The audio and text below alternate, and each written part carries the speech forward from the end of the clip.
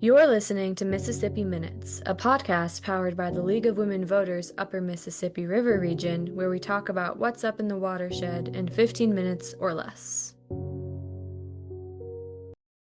I'm Communications Intern Dela Anderson, and today we'll be speaking with hydrogeologist Carrie Jennings about Minnesota's groundwater governance. So I am Carrie Jennings. I'm the Research and Policy Director at Freshwater. My training is as a geologist. I worked with the Minnesota Geological Survey for the first, 24 years of my career, taught glacial geology at the University of Minnesota while doing that. And that actually kind of lays the foundation for my work in water because I understand the distribution of sediment at the surface, the formation of rivers post-glaciation, and it helps me know where the groundwater is, how surface water is impaired by things we do on the land, and kind of made sense to go to freshwater and try to put what I understood in place in policy. Yeah, that's amazing. So, for those of us who may not have such an understanding of your field, how would you explain it to someone who has never heard of something like hydrogeology before? It's where the water is held, either in rock and sediment under our feet, and how we use it, but then it's also water is all connected in it through a cycle that sometimes can seem rather boring or pedestrian. We have rain falling, soaking into the ground, or running off into rivers and lakes. um, it's a cycle, and it comes out and circulates again through our climate and weather systems. And actually plants have a big role in the hydrogeology of the surface, so do glaciers, frozen water. So hydrogeology, I guess, in the broadest sense, is thinking about that water layer that's on or near the surface of the earth and how it moves.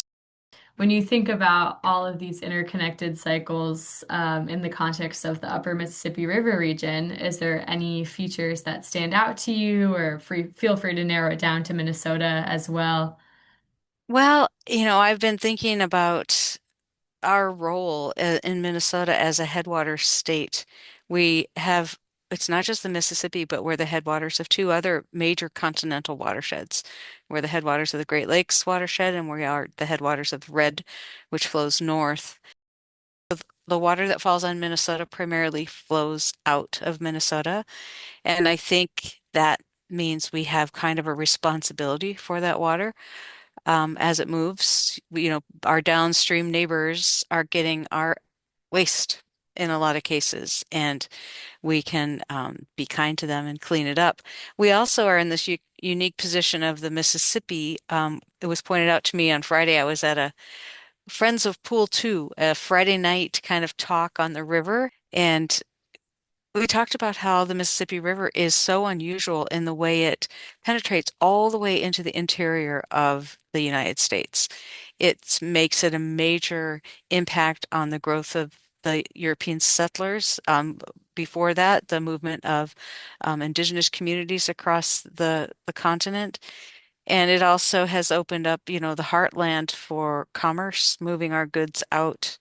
Um, I think the other thing that's kind of important to understand is that this river, one of the reasons it penetrates that deeply into the continent is it was created by the meltwater draining off of the ice sheet that covered North America, all of Canada and a lot of northern US. And so it's the big stream that flowed to the Gulf of Mexico that was draining the meltwater. And so from its very origin, it's a glacial meltwater stream, and its glaciation of this upper area. I'm looking at a map right now on my screen Yeah. of the Corn Belt. All of these states from Minnesota, Iowa, Illinois, Ohio, Indiana, that major agricultural land is a product of glaciation, and that's all draining down the Mississippi. Thank you. I feel like glacial melt will never fail to blow my mind. I try to picture it, and I'm just always in awe of how our landscapes are now.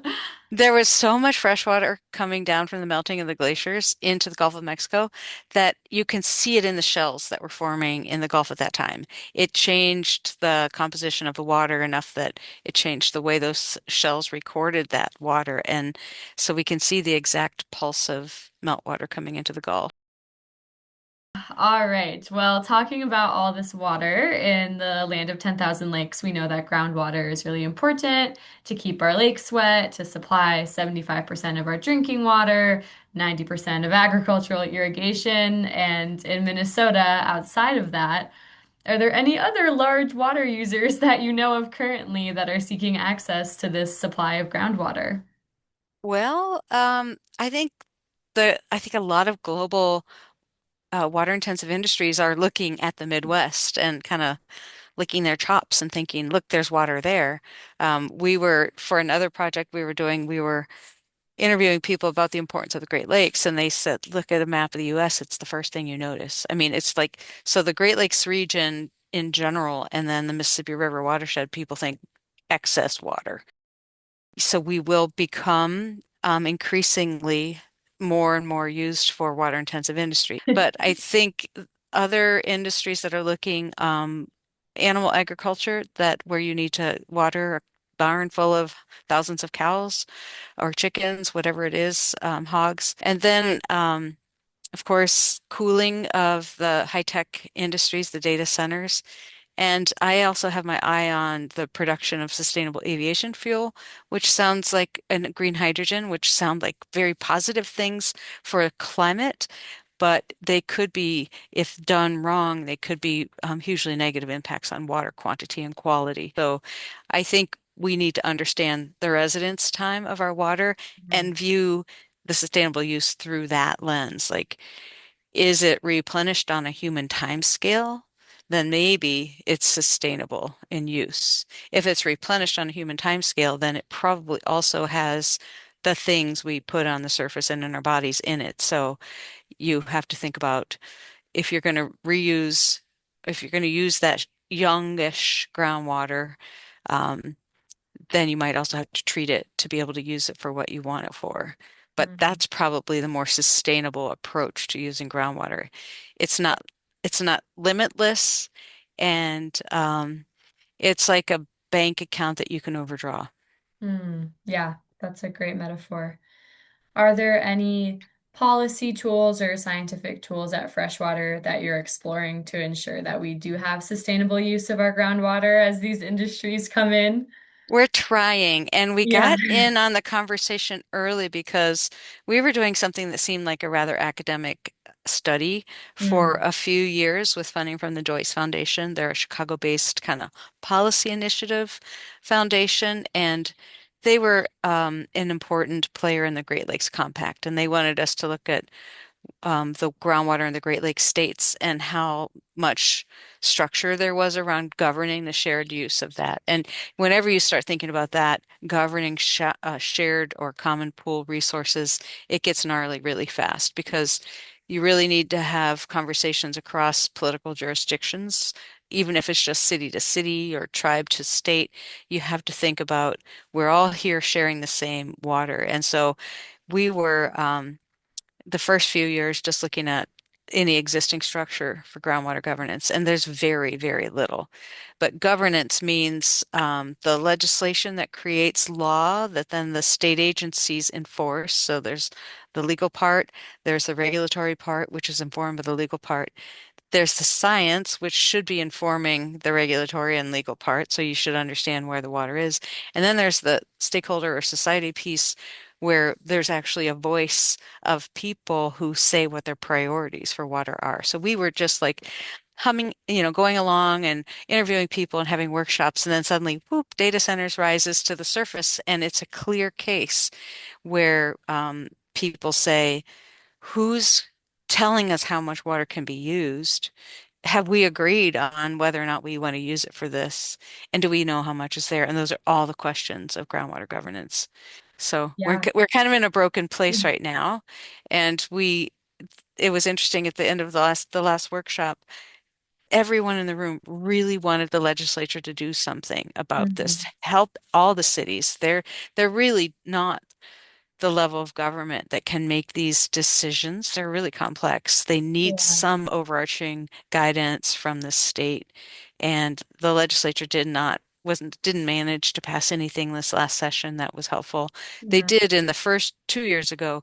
They managed to define a new large water user category and get some requirements of those, but it was not everything we had hoped for that session either. mm. Uh, that is a tangled web for sure. Yes, yeah. Yes, I see that there are many levels, and I know that there are people who are just living in these cities who are concerned, community members, about where their water goes. What role, if any, in this do you see them playing? Is there any way for them to have a say?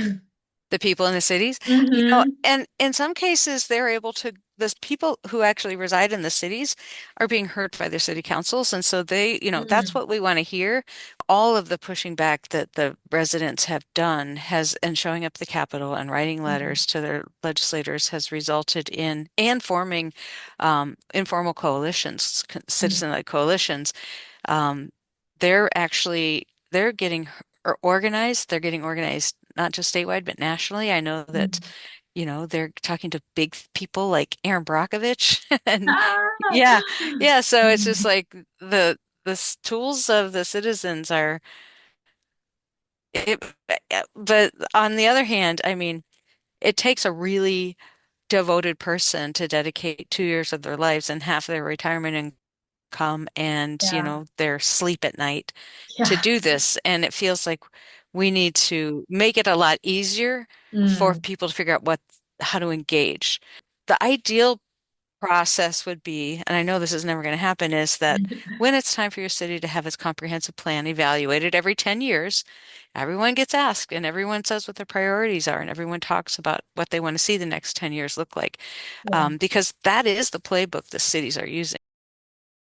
We've built one tool that I think could be it's designed for this. And Mm. if you've heard of the One Watershed, One Plan process, that's Yeah. another 10-year planning process, watershed based.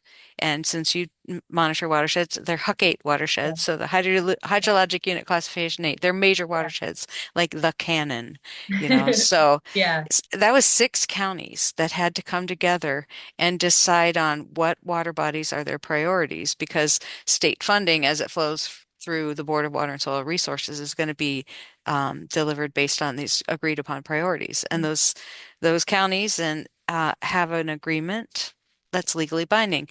Well, those watershed plans also include groundwater. And Mm. so if you start thinking about it as a system, surface water, groundwater connected, we already have the structure, the political agreements in place Mm. to to plan for sustainable use of our groundwater. We just have to use them for that. Yeah.